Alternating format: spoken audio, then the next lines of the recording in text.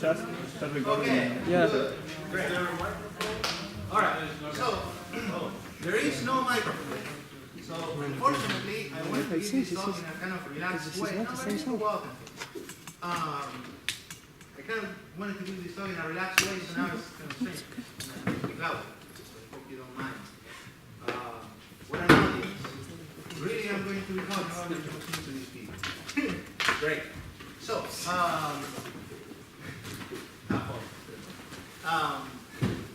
so my name is Andres. I work at LabWare and I write virtual machines. So the reason I wanted to give this talk is because I look back and I've been doing VM work for 7 years, and before I didn't do any VM work.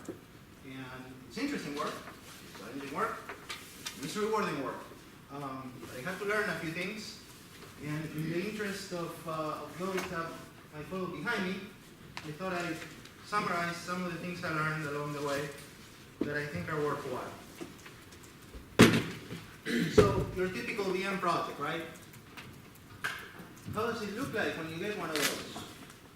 Well, sometimes, you might think, oh, well, you have all these huge specification things, whatever. But in reality, my first real project came in this form. It was on a night, and he came, one day on the phone and said, hey, do something about 64 bits. Those were his words. We'll see what that means. Now, mind you, what was 64 bits? Why did something have to be done? Well, because you start an image, and soon after it would crash and die, or you would get a debugger for no reason, apparently crash, die, and so on. And people were having issues for production purposes. Well, why? Well, here, Andres, go figure it out. Do something. Okay, well, I'm not going to go in chronological order, because this really wasn't a chronological order issue. It was more along the lines of, well, you find along the lines, but I'm going to sort. I'm also not going to dig deep a lot into technical issues, because there's absolutely no time for that. But I want to give you a sense of what it means when you get one of these projects. And oh, by the way, what comes is actually incomplete, but you'll get the idea. So there's this image writer, takes a 32-bit image, gives you a 64-bit image. Only later you find out that it doesn't do it quite right. So from the get-go, you're not debugging something that works. Well, okay, fine. We can fix it. It's in Smalltalk, right? Yes. And now you have to learn about image format. Did you know about image format? No. Okay. Well, you go learn that, whatever that means. How you save the image, how you load it, blah, blah. You go deal with that. Good, because now I can get to load code and I can run tests. No, actually you can't load code because the serializer for parcels doesn't quite work, so you have to figure that out. When you look at it, it turns out that it's been optimized a lot, so it doesn't initially make any sense. So, okay, well, fine. Understand it, rewrite it, get that one that you understand, and then make a 64-bit one, and then well, no, actually, let's make a 32-bit one that pretends to work on 64-bit and compatible with that. Okay, let's go do that and deal with all the differences between small integers growing and doubles being immediate on one side and degenerate is the term on the other. Okay, you think you can load code? Well, it would be nice to load code from the database, but no, you can't, because there's 55 problems, type problems, etc. The library support things in there. Well, go read platform specs, fix all that, etc. We're talking now thousands of pages of docs that you have to go through. Okay, but you deal, right? You just keep going, right? Because it keeps getting better. Small integer is bigger, great. It goes faster. It crashes faster. It doesn't. Okay, but you only find out after much digging, right, that 0 is greater than some positive numbers. How can that be? How can that be? Because you don't expect it, right? You say, what the hell? So, okay, fine. So you go dig. What else? And you find, the x86 code generators. Because, the literals sign extend. The 32-bit literals sign extend. So if you put in the wrong thing, then it sign extend, bam. Do the code generators match the manual so you can actually verify that the rest works? No. Oh, go read the x86 manual. 30,000 pages. There you go. Go read. That's fine. You can manage. Making progress. It's muy You know? By the way, now it's faster and all that, and you actually understand, you choose instructions better, you learn, and say, oh, look at how interesting hacks. Oh, okay. All right, you rewrite integer division into 9 instructions instead of 12. Good, great. And many other little hacks. Floating point. No. Don't do it. But hang on. It gets better. So, well, let's run tests, right? What am I testing? Let's read the manual. Yes, go understand that. And then you realize, that's not enough because different people do it different ways. So go learn how the FPU works. And then run it on all the platforms and then discover that, all right, not just 64-bit was efficient. All platforms have their little things going around. So, well, okay, fix all that. And when you thought you were done, 64-bit has immediate doubles. And -0 doesn't quite behave right. We'll go deal with that and, okay, finally, good. Not just on 64-bit, on everything. It just works. Mostly, right? Okay, so to the point of 64-bit, great. Yeah? Just remember to tell me what it was that didn't work about. Oh, the -0, the sign bit gets thrown out. Some stupid shit. So I don't mean to be dismissive, but really, it's when you look at it, it's like, oh, duh, but you have to find it. Then you also learn that, there are 32-bit bugs that get exposed by 64 bits.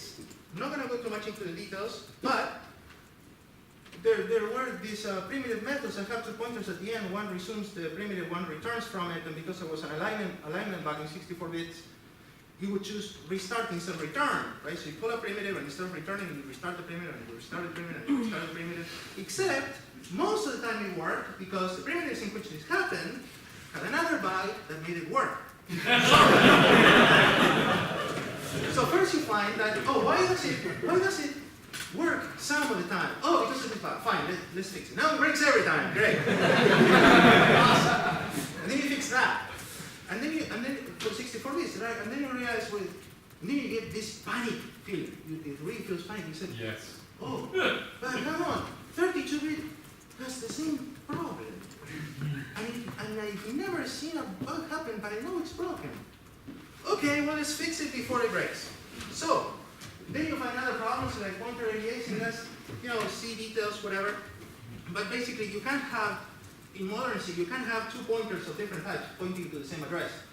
Because the compilers use the fact that pointers of different type will point to different addresses so they can schedule reads and write better, right? But if they actually point to the same thing, things don't work.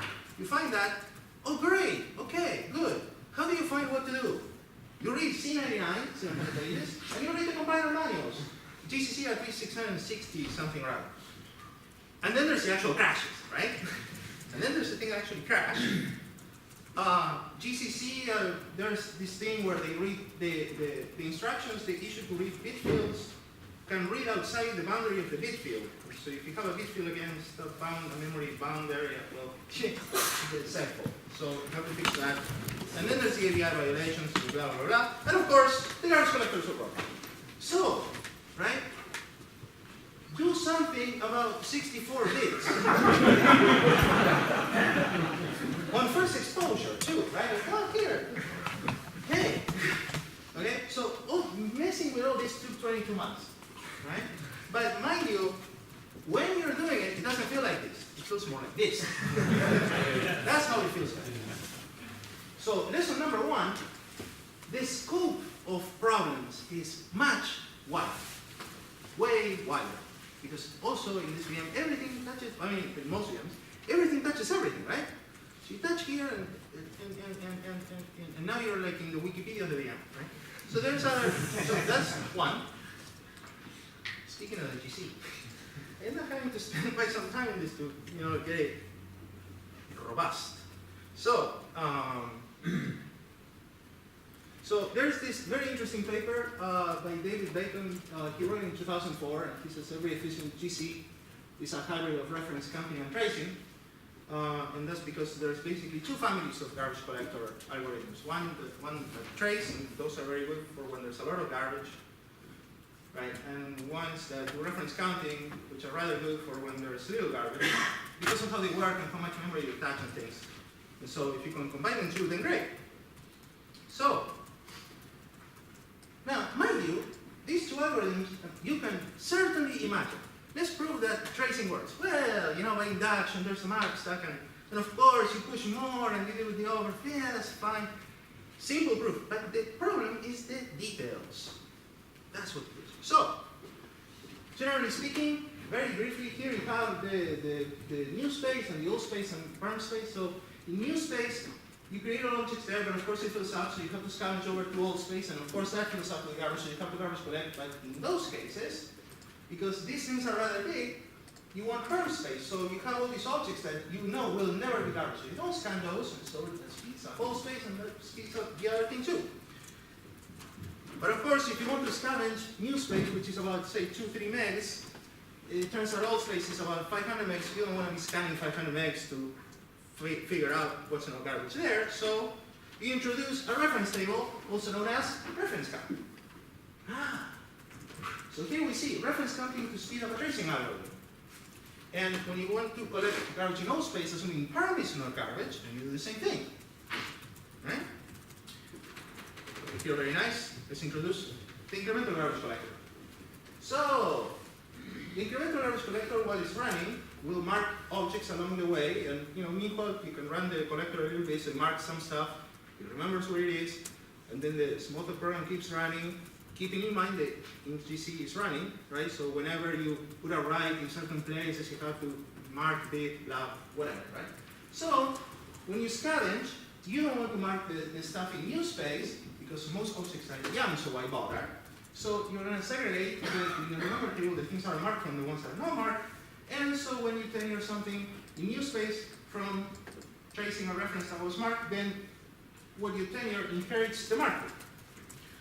So let me see here. What happens then when the IntGC has seen some ephemerons and weak objects and you start playing with become, change classes, turn off weakness on an object, like have a weak array and say, no, you're strong, or even better.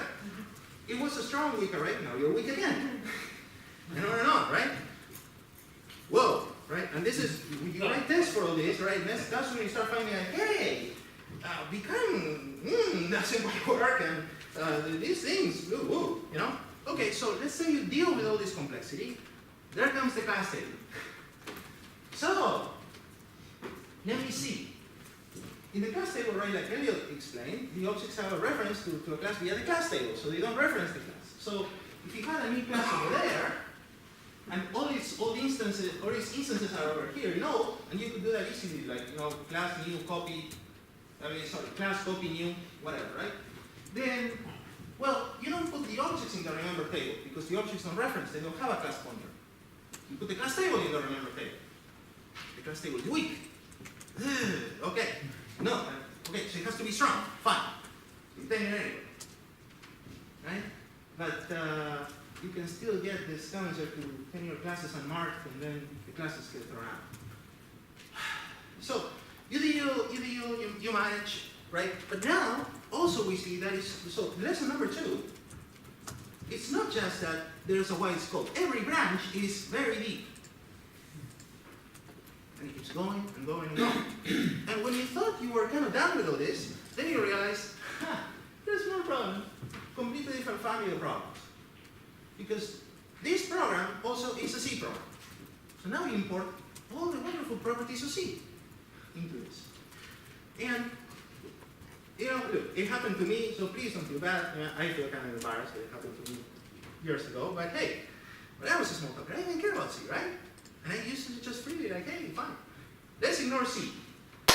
Let's ignore C. And a lot of C specifications have this funny little term called undefined behavior. Right? All this laughter makes me see that you guys are very aware of what that means. And it's full of it. Right? Any one of those mistakes, bam, and your VM crashes. Right? And because the VM crashed, it's your bad. Regardless of where it came from, right? So, for instance, let me show you what can happen. So let's say you also ignore the fact that the VM is there, and you ignore the implementation of the primitives. Why not? The VM is kind of invisible. Well, okay, but let's say that now you want to link to, say, a timer library, And it turns out that the spec says, well, there's actually two, but you can only use one. So if you use two at the same time, undefined behavior, right? Well, you look at your Smalltalk code and you say, well, I'm not using one, so I'm going to use it anyway. And what if the VM used the other one? Ouch. Now things don't work.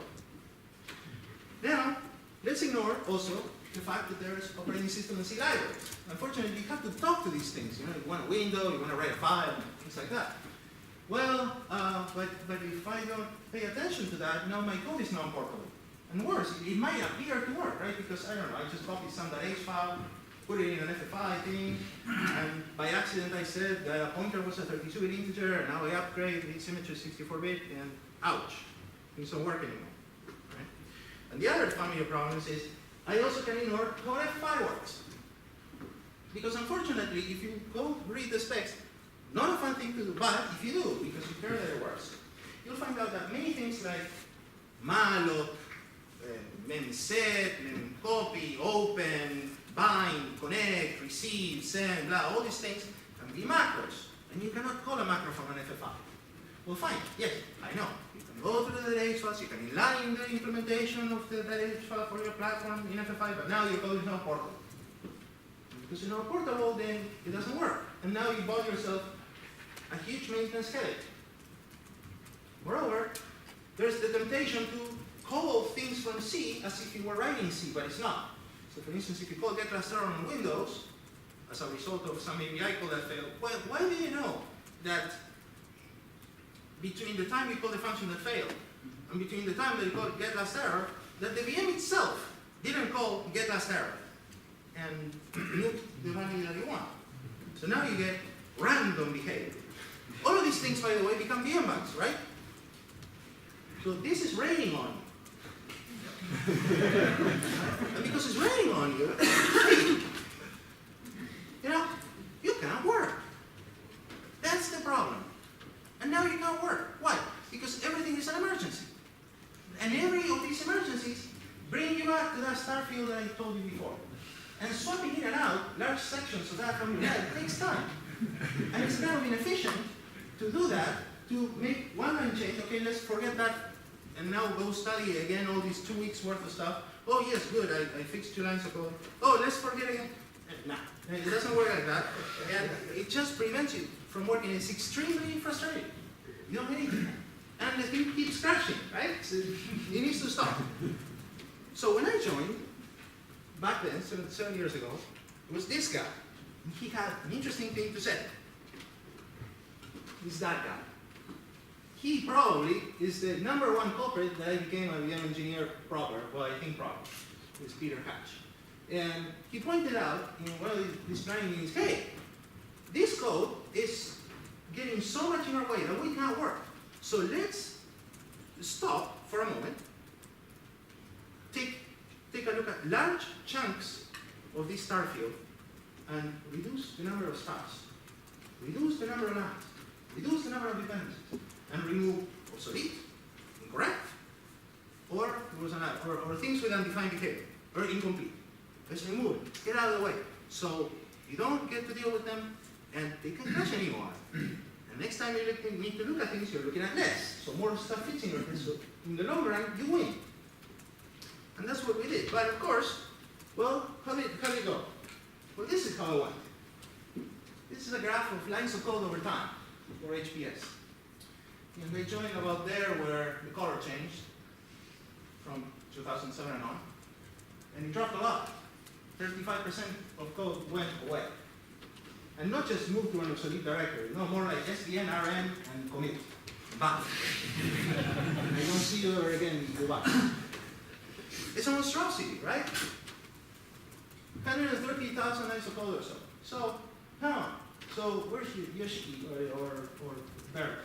You guys, promote the idea that, you need to get things under 20,000 lines of code because that's about a 400-page book. So this means, hey, HPS went from 18 books to 11.5.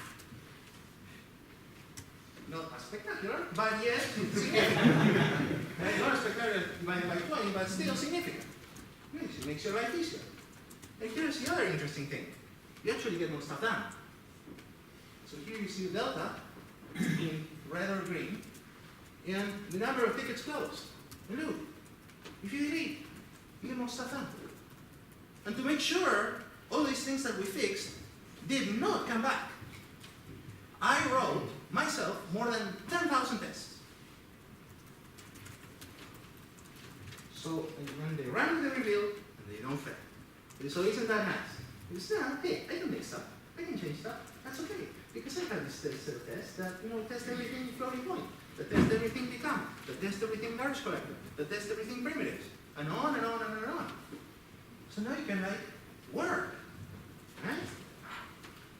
Okay, well, so I had to spend a lot of time on GC. What did work mean? Was it just code cleanup? Well, no. I'm doing great reply. So, no, we actually did get stuff done. So mind you, I'm speaking just about this because it's very easy to show. There's many other things that are not as flashy, so I'm kind of being unfair, especially that the people that are not here to talk about what they did. But there's much more than this. But let's concentrate on one because I only have half an hour.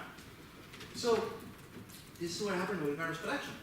And there you can see that I run a set of tests to try to crash the VM and the image. This is great. I mean, it's great fun to try to crash it. And you can see the red bars, and you can see that's the old code. But you can see there's no red bars for this set of tests here, right? Well, that's because they never finished. The best I could get was over a day of runtime before a crash. That's the best I could get.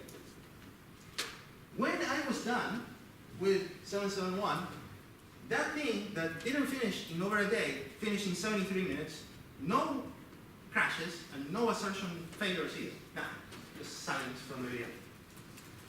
No bad, over a day to 73 minutes, not a good deal, okay. And there were reports from our actual applications